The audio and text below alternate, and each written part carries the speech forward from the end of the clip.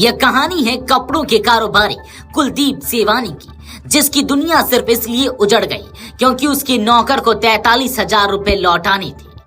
कुलदीप की पत्नी रुचिका और मासूम बेटे कृष की जो निर्मम हत्या हुई वो इंसानियत को शर्मसार कर देने वाली है।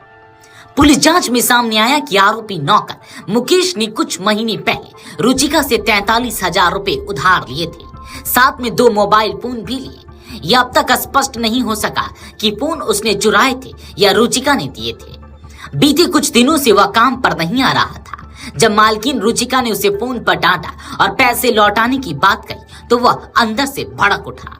यह गुस्सा इस हद तक पहुंच गया कि उसने रुचिका और उसके बेटे की हत्या की साजिश रच डाली। पुलिस अधिकारियों के मुताबिक मुकेश ने अमर कॉलोनी से आरी में लगाने वाला धारदार ब्लेड खरीदा और साजिश के तहत बुधवार शाम करीब 7 बजे कुलदीप के घर पहुंचा।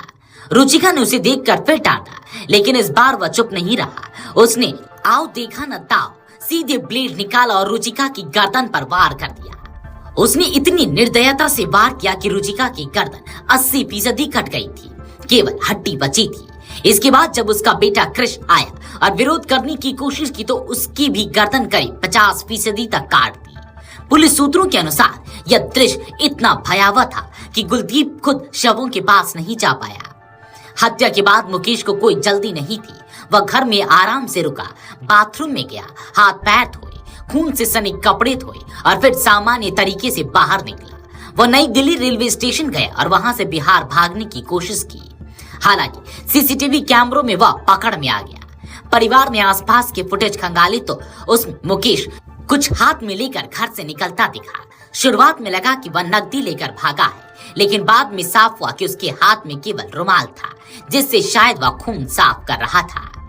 जैसे ही पुलिस को शक हुआ कि हत्यारा नौकर मुकेश है, तुरंत अमर कॉलोनी स्थित उसके घर पर दबिश दी गई। पता चला कि वह पहले ही भाग चुका है। उसका फोन बंद था, मगर तकनीकी सर्विलांस की मदद से पुलिस को जानकारी मिली कि वह बिहार की ट्रेन में है।